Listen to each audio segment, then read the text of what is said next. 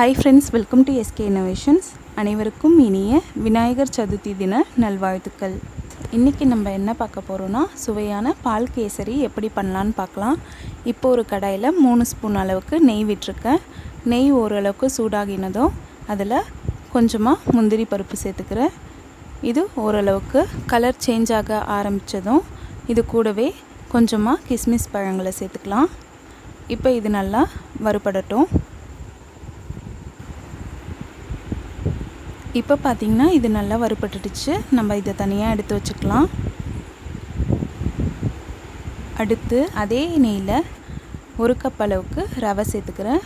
Sim ஃப்ளேம்ல வச்சு நல்லா வறுத்து விட்டுக்கோங்க. அப்பதான் நல்லாவும் வறுபடும். அதே சமயம் கருகாமலையும் இருக்கும். அதனால ஃபுல்லாவே சிம் ஃப்ளேம்ல வச்சிருங்க.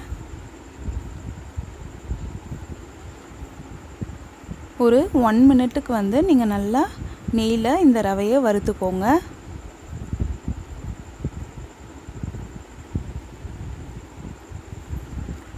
இப்போ பாத்தீங்கன்னா ரவை நல்லா வறுபட்டுடுச்சு. அடுத்து இதோட 3 கப் அளவுக்கு காய்ச்சின பால் சேர்த்துக்கலாம். 1 கப் அளவு ரவைக்கு 3 கப் அளவுக்கு காய்ச்சின பால் சேர்த்துக்கிறேன். பால்ல ஆடை ஏதாச்சும் இருந்ததுன்னா அதையுமே நீங்கள் சேர்த்துக்கலாம். ரொம்பவே டேஸ்டியாக இருக்கும். இப்போ சேர்த்தாச்சு. இதை 1 டைம் நல்லா கலந்து விட்டுக்கலாம். இந்த டைமில் மீடியம் ஃப்ளேமில் ஸ்டவ் வச்சுக்கோங்க. நம்ம பால் ஆட் பண்ணிட்ட பிறகு கொஞ்சம் கொஞ்சமாக பால் ட்ரை ஆக ஆரம்பிக்கும். ஒரு 1 மினிட்டுக்குள்ளேயே பால் ஃபுல்லாகவே ட்ரை ஆகிடும். அதனால் நல்லா கலந்து விட்டுக்கிட்டே இருங்க. இப்போ பார்த்தீங்கன்னா பால் ஃபுல்லாகவே ட்ரை ஆகிடுச்சு பாருங்கள். இந்த டைமில் 1 டைம் நல்லா கலந்து விட்டுட்டு நம்ம இந்த பால் கேசரிக்கு தேவையான அளவுக்கு சர்க்கரையை ஆட் பண்ணிக்கலாம். நான் இன்றைக்கி 1 கப் அளவுக்கு சர்க்கரை சேர்த்துக்கிறேன். உங்கள் ஸ்வீட்னஸ்க்கு தகுந்த மாதிரி நீங்கள் கூட்டவோ குறைக்கவோ செஞ்சுக்கோங்க. எனக்கு இந்த ஸ்வீட்னஸ் கரெக்டாக இருந்துச்சு. நல்லா கலந்து விட்டுட்டதும் கூடவே ஏலக்காய் தூள் சேர்த்துக்கிறேன்.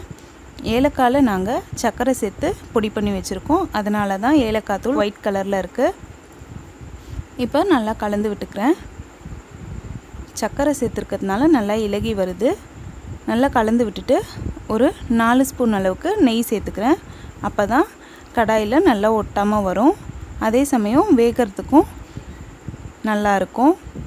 இல்லாட்டி கொஞ்சம் கொஞ்சமாக அடிப்பிடிக்க ஆரம்பிச்சிடும். அதனால் தேவைக்கேற்ப நெய் சேர்த்துக்கோங்க. சேர்த்து நல்லா கலந்து விட்டாச்சு. இப்போ கேசரியும் நல்லா வெந்துடுச்சு.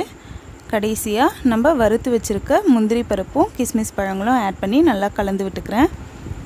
இந்த கேசரியில் நீங்கள் கலர் ஆட் பண்ணுறது இருந்தாலும் ஆட் பண்ணலாம். நான் இன்றைக்கி ஆட் பண்ணாமல் தான் செஞ்சுருக்கேன். இப்போ கலந்து விட்டாச்சு. பாருங்கள், கடாயில் இந்த மாதிரி ஒட்டாமல் வரணும். அப்போ தான் வெந்திருக்குன்ட்டு அர்த்தம். ஒட்டுச்சுன்னா இன்னும் கொஞ்சம் வேகணுன்ட்டு அர்த்தம். இப்போ இதை நம்ம சர்வ் பண்ணிக்கலாம்.